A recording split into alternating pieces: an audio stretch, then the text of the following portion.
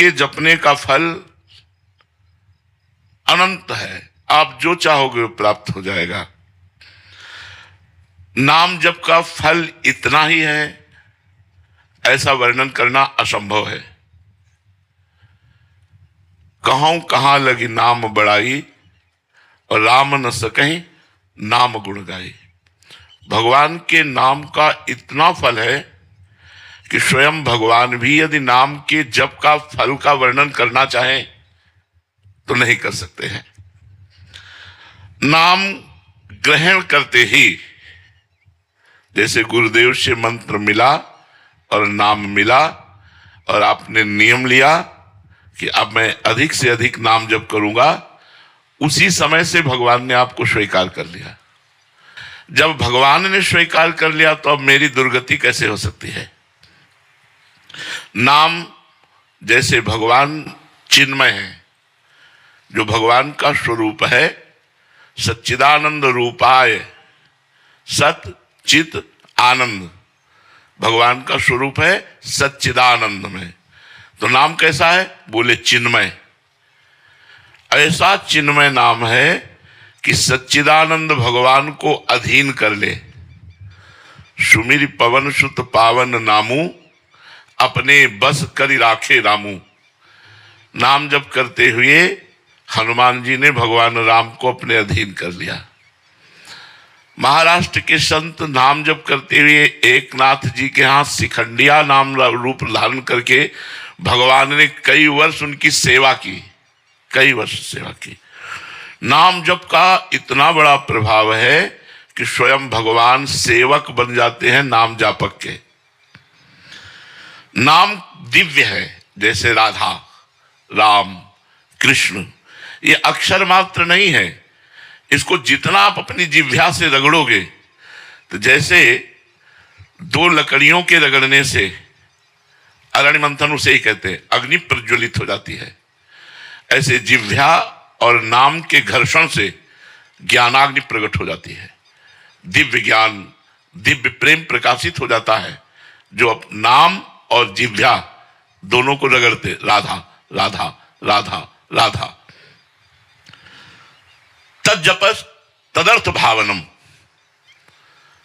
अगर नाम जप कर रहे हैं और नाम का ही ध्यान कर रहे हैं तो बहुत जल्दी लाभ प्राप्त होगा। राधा, हमारे आंखों के सामने लिखा है राधा, और हम नाम जप कर राधा राधा। मंत्र जप कर रहे हैं, पूरा मंत्र आंखों के सामने लिखा है, फिर हमारी मन का गुरिया चल रही। इसमें बहुत टाइम लगेगा, लेकिन ये बहुत लाभदायक है। तज्जपस तदर्थ भावनम। जो जप कर रहे हो वही तुम्हारे भाव में होना चाहिए। अब जैसे नाम जप कर रहे हैं, संसारिक बातें कर रहे हैं, संसारिक चिंतन कर रहे हैं, एक व्यर्थ तो नहीं जाएगा, पर बहुत समय लगेगा, जन्म के जन्म लग सकते हैं। नाम जप कर रहे हो और नाम ही दिखाई दे रहा है, राधा राधा राधा। तज्जपस तदर्थ भावनम। उसका एक एक अक्षर, उसका एक एक भाव, तो कुछ समय बाद चिन्मय बपुधारी नामी उसके मानस पटल पर झलकने लगता है। नाम जापक के सामने देख रहा है, प्रिया प्रीतम भावना में पुलकित हो रहा है, रोमांचित हो रहा है, अश्रुधारा बहने लगती है। एकांत में रोना आता है। जब आप खूब जप करो तो एकांत में रोना आता है। नाम जप करते समय यदि कहीं नामी का ध्यान हो, जैसे हरिवंश महाप्रभु ने कहा, सब सोहित निष्काम मति, श्री वृंदावन विश्राम, श्री राधा वल्लभ लाल को हृदय ध्यान मुख नाम। हृदय में देखा प्रफुल्लित वपु मुस्कुराते हुए राधा वल्लभ लाल जी, और मुख से राधा वल्लभ श्री हरिवंश, राधा वल्लभ श्री हरिवंश। जीवन कृतार्थ हो जाएगा। नाम और नामों का शब्द, इसमें बड़ी सामर्थ्य है। जैसे हमने कहा राधा, यद्यपि अपार सामर्थ्य राधा राधा, लेकिन राधा शब्द जब हम लिखते हैं अपने मानस पटल पर और राधा नाम उच्चारण करते हैं तो बहुत बड़ी सामर्थ्य हो जाती है, बहुत बड़ा संयोग बन जाता है, बहुत बड़ा हमारे अंदर ऊर्जा शक्ति का संचालन होने लगता है जब हम नाम का ध्यान करते हुए नाम का जप करते हैं। नाम की जो प्रभुता है, महिमा है, अनुभव संपन्न संतों और साधकों ने वर्णन किए हैं। बड़े बड़े महापुरुष हुए हैं इसी नाम के बल से। गोस्वामी जी ने तो नाम को, राम नाम को राम जी से भी बढ़कर के माना है। उन्होंने कहा भी है कि वो कोई बिरला नाम जापक होगा जो भगवान से भी बढ़कर भगवान के नाम को प्यार करता है। भाई जी से हनुमान प्रसाद पोद्दार जी ने कहा कि यदि भगवान स्वयं खड़े हों और नाम जब छोड़ने की बात, छूटने की बात हो, तो नाम जब मत छोड़ना, भगवान चले जाए तो चले जाए। क्योंकि जैसे डोरी और पतंग, नाम है डोरी, भगवान है पतंग। अगर डोरी छूट गई तो पतंग हाथ आने वाली नहीं, अगर डोरी हाथ में है तो जाए पतंग कहां जाएगी, वो तोड़ के वही आएगी। नाम यस्मिन् न्यस्तमतिर न याति नरकम स्वर्गोपि यच्चिंतने, जिसका नरक जाना निश्चित हो चुका है, ऐसे पाप हो गए हैं और उसने शुरू कर दिया नाम जपना, तो निश्चित समझो उसके लिए नरक का द्वार बंद हो गया। भले वो 100-200 बार ही नाम जप करता हो। विश्वास करो, विश्वास से ही भक्ति बढ़ती है, विश्वास से ही भगवान की प्राप्ति होती है। बिन विश्वास भगति नहीं, ते बिन द्रमहि न राम, और राम कृपा बिनु सपने जीव न लह विश्राम। जिसका नरक जाना निश्चित हो चुका है, अगर उसने नाम जप करना शुरू कर दिया 100-200 बार भी, तो नरक का दरवाजा उसके लिए बंद हो गया।